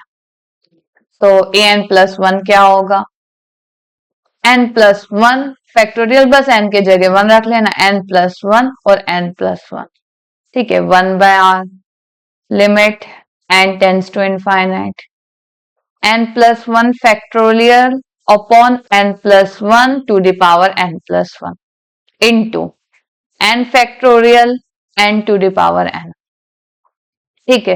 तो देखिए ये होता है एन फैक्टोरियल जो है, हम इसको एन, एक एन बाहर निकाल देते हैं, एन माइनस वन ऐसा भी होता है, तो एन प्लस वन को मैं क्या एन प्लस वन और एक अंदर माइनस कर देते तो एन फैक्टोरियल लिख सकती हूँ, हाँ लिख सकती हूँ। क्यों लिख रही हूँ, ताकि मेरा ये एन फैक्टोरियल कैंसल हो जाए, तो मैं इसको एन प्लस वन लिख लेती हूँ एन फैक्टोरियल। देखिए ये पावर में है तो इसको मैं n plus one to the power n और एन प्लस वन स्प्लिट कर दी पावर, तो n to the power n और एन फैक्टोरियल। देखिए यहां से दो टर्म्स कैंसिल हो रहे हैं, एक तो एन फैक्टोरियल कैंसिल हो रहा है और एन प्लस वन और एन प्लस वन कैंसिल हो रहा है, ठीक है। तो फिर क्या बचता है, नेक्स्ट पेज पे आ जाते हैं, मेरा बचता है 1/r limit n tends to infinite n to the power n और 1 plus n to the power n. एक इंपॉर्टेंट फॉर्मूला जो मैंने अभी बताया है, अभी मैंने एक फॉर्मूला बताया है, वो ये है कि 1 plus 1/n to the power n क्या होता है, e होता है, ठीक है, e होता है। ये आपको याद रखना बहुत जरूरी है, तो इसीलिए मैं क्या करूंगी, यहां से n को कॉमन लूंगी। 1/r limit n tends to infinite n to the power n n to the power n 1 plus 1/n, यहां से पावर, यहां से कॉमन लिया तो ये इसको कॉमन लिया 1 plus n to the power n, तो ये इस तरीके का था, यहां से कॉमन लिया तो 1/n नीचे हो जाएगा, यहाँ 1 हो जाएगा, ठीक है, इस तरीके से ये कैंसल, ये टू द पावर एन, और ये होगा, ये लिमिट, यहाँ पर लिमिट भी होती है जो मैंने पीछे बताई नहीं, यहाँ लिमिट में होता है वो फॉर्मूला, ये जो होता है ये लिमिट होती है यहाँ पर, तभी ये फॉर्मूला एप्लीकेबल होता है, अगर मुझे इसकी लिमिट फाइंड करनी है तो सॉरी।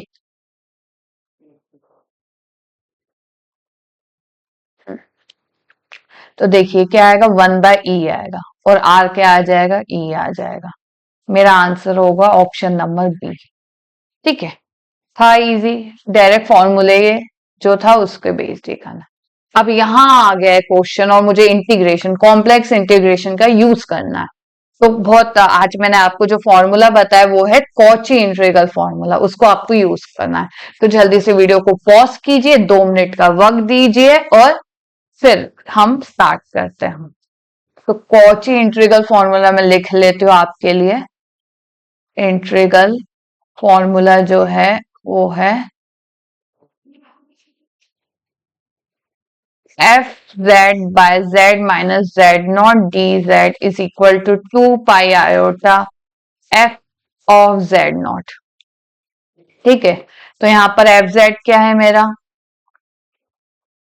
एफ जेड है मेरा साइन जेड और जेड नॉट क्या है 3। तो देखिए क्या ये 3 बिलोंग करता है मेरे डोमेन में, अगर मैं ड्रॉ करूं तो यहाँ सेंटर क्या हो जाएगा 0 और रेडियस हो जाएगा 2,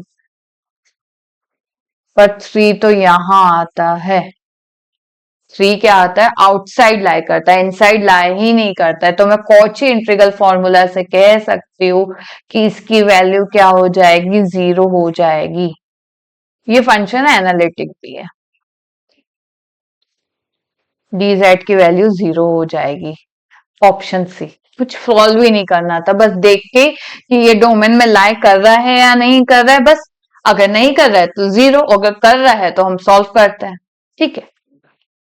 आगे बढ़ते हैं, ये वाला एक क्वेश्चन आया था, ये लाइन इंटीग्रल से हम सॉल्व कर सकते हैं, लाइन इंटीग्रल जो मैंने आपको समझाया वहां से वो यूज करके सॉल्व कर सकते हैं। यहाँ कहा गया है कि मेरा जो डोमेन है वो सर्कल है, जो मॉड्यूलस ऑफ जेड क्या है 1 के इक्वल है, सर्कल है जिसका सेंटर 0 है, रेडियस 1 है, तो हमको फाइंड करनी है वैल्यू एक्स डी जेड की। ठीक है। तो देखिए जहां भी सर्कल आता है, मैंने आपको कहा अगर सर्कल आता है तो आपको क्या करना है, पैरामेट्रिक फॉर्म मतलब सॉरी पोलर फॉर्म में उसे कन्वर्ट करना है। देखिए ये क्वेश्चन हमारा एमपीपीएससी असिस्टेंट प्रोफेसर 2018 में आया था। तो मेरा डोमेन क्या है, modulus of z is equal to 1, मतलब z को मैं क्या लिख सकती हूँ, e to the power iota theta. और z को क्या हम इस तरीके से भी लिख सकते हैं, cos theta plus iota sine theta. क्योंकि आपको क्वेश्चन होगा कि मैम अभी तो z हम डायरेक्टली रख सकते थे पर x के जगह कैसे रखेंगे।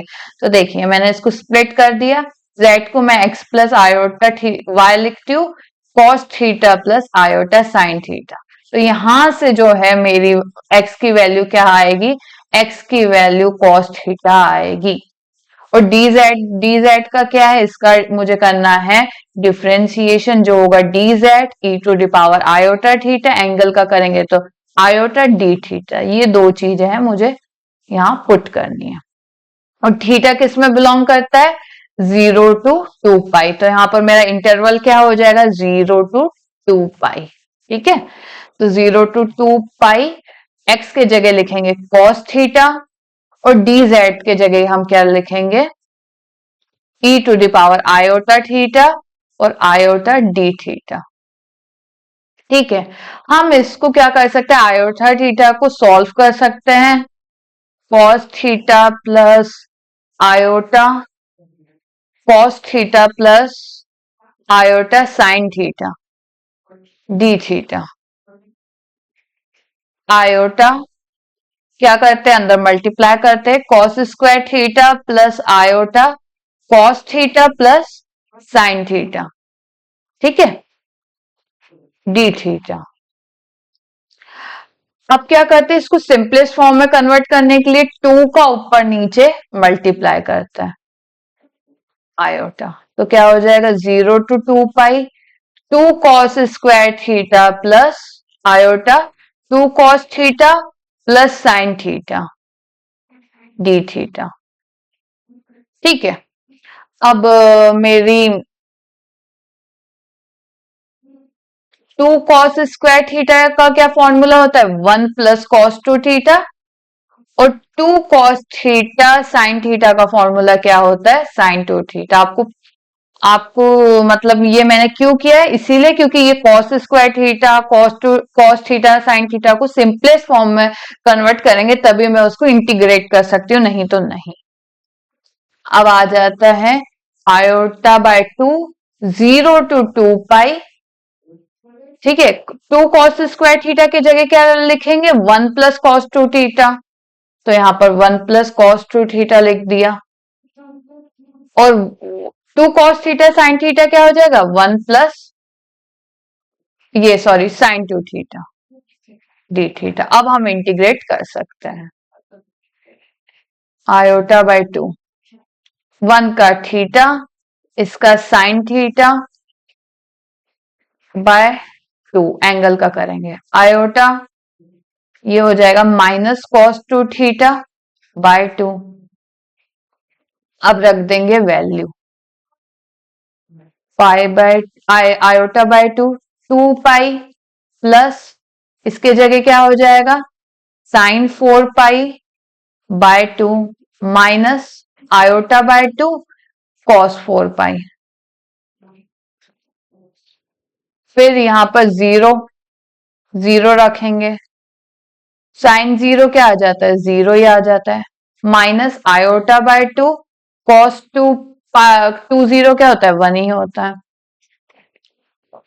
अब ये क्या आ गया, 2 pi sine 4 pi 0 minus cos 4 pi 1 by ये 1 होता है, plus minus minus plus iota by 2, ये कैंसल, फिर 2 से 2 कैंसल, पाई आयोटा मेरा आंसर होगा। तो देखिए पाई आयोटा मतलब ऑप्शन नंबर ए था, इजी। बस अगर यही आपको याद रखना, तो जो मैंने स्टार्टिंग में कहा है, अगर सर्कल है तो पोलर फॉर्म में कन्वर्ट कीजिए, और अगर एक्स और वाई है और कुछ पैरामेट्रिक फॉर्म है, लाइन इंटीग्रल है, तो पैरामेट्रिक फॉर्म में कन्वर्ट कीजिए। ठीक है, चलिए यहाँ पर देखिए ये आ गया था डोमेन ऑफ कन्वर्जेंस कह सकते हैं या तो सर्कल ऑफ कन्वर्जेंस। तो यहाँ पर circle of convergence of a power series, ये पावर सीरीज दी गई है वो निकालना है। ये एमपी सेट 2024 में आया है। तो फिर से वीडियो को पॉज कीजिए, 2 मिनट का वक्त दीजिए और फिर प्ले कीजिए और फिर हम सॉल्व करते हैं। तो देखिए क्या करना है, ये देखिए ये मेरा ए एन है, यहाँ पर ए एन क्या दिया गया है 1/2 to the power n plus 1 और z नॉट क्या है 0 है। मैं यूज करती हूं 1/r limit n tends to 0 1/2n plus 1 to the power 1/n, ये वाला फॉर्मूला। मैं थोड़ा कलर चेंज कर देती हूँ, शायद रेड इतना अच्छा विजिबल नहीं है। 1/r limit n tends to infinite, ये मॉडुलस यहाँ लगेगा, modulus a n to the power 1/n।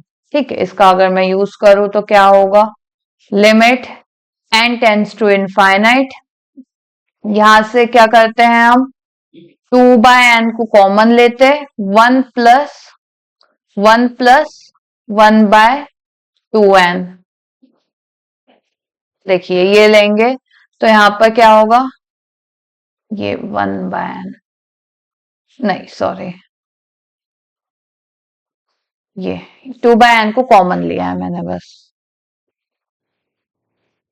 ठीक है, तो क्या होगा अगर 1/n कॉमन अंदर जाएगा तो क्या हो जाएगा, ये 1/2 ही आंसर आएगा और ये क्या होगा 1/n होगा।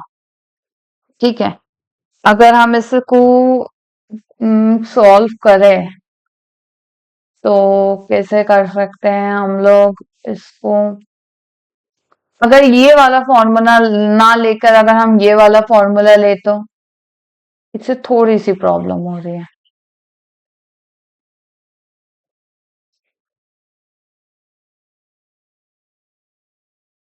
ये वाला फॉर्मूला ना लेकर अगर हम लोग ले ये वाला फॉर्मूला, देखिए ए एन प्लस 1/an, ये वाला फॉर्मूला लेते थे। ठीक है, 1/r limit n tends to infinite modulus a n plus 1 क्या हो जाएगा, 1 के जगह मुझे क्या रखना है 2n प्लस 1, n के जगह मतलब क्या रखना है 2n प्लस 1 इनटू, ये क्या हो जाएगा 2n प्लस 1 हो जाएगा। ठीक है, अब क्या करेंगे दोनों जगह 2n को कॉमन ले लेंगे। ठीक है, यहां से 2n को कॉमन लिया तो 2 बचा और 1/2n हो गया, ये कैंसिल हो गया।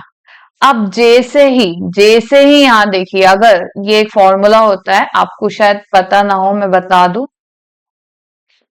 एक फॉर्मूला होता है कि 1/r है, अगर r to the power n है, अगर r to the power n है और उसका मैं limit n tends to infinite करूं और r अगर 0 से लेकर 1 के बीच में बिलोंग करता है तो उसका हमेशा लिमिट क्या आ जाएगी 0। पर अगर लिमिट में लिखूं r to the power n, तो अगर r की वैल्यू 1 से बड़ी है, 1 के इक्वल नहीं, 1 से अगर बड़ी है, 1 से अगर बड़ी है तो क्या हो जाएगा इनफाइनाइट होगा, ये एक रिजल्ट होता है। ये मेरे नोट्स में लिखा हुआ है, एक फॉर्मूला वाली नोट्स की मेरी रजिस्टर है उसमें लिखा हुआ है, मैं आपको वो शेयर कर दूंगी जाकि जितने भी फॉर्मूले से एपी में काम आएंगे हमें वो आपको पता हो। तो देखिए ये यहां पर देखते हैं, अगर जैसे कि यहां पर देखिए 1 by limit 1 to the power 1/2n है। अब देखिए यहाँ r क्या है 1/2 है, जो 0 to 1 में बिलोंग करता है तो इसका आंसर 0 आएगा। ठीक है, इसका आंसर 0 आएगा। तो देखिए 1 प्लस इसका देखिए इसमें लिमिट रखेंगे तो 0 आएगा और 0.2 एज इट इज ये नंबर है, यहां रखेंगे तो 0 आ जाएगा। तो मेरा आंसर क्या आएगा 1/2, लिमिट तो यूज हो चुकी है। लिमिट हट जाएगी।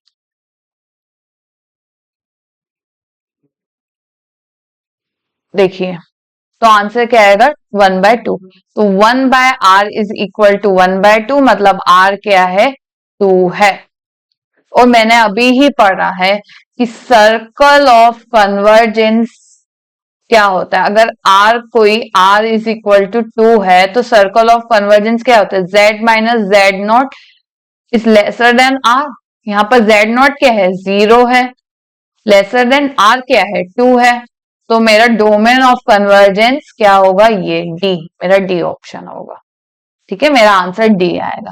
तो ये देखिए, ये रिजल्ट आप अपने अपने भी जो भी आप कॉपी बना रहे हो उसमें लिखते रहिए, फॉर्मूलेस की एक एक कॉर्नर में आप लिखते रहिए, ताकि आपको लास्ट मोमेंट ऑफ एग्जाम बिल्कुल प्रॉब्लम ना हो। ठीक है, अब देखिए, ये देखिए, इफ ये क्वेश्चन आया है जो डायरेक्ट पूछा गया है एमपी सेट 2024 में। ये कॉची इंटीग्रल फॉर्मूला है और ये आप, मुझे लगता है आप कर ही सकते हैं, डी इसका ऑप्शन है। ठीक है, तो आज के लिए इतना ही। थैंक यू सो मच, और फिर कल और मिलते हैं, कल फिर मिलते हैं।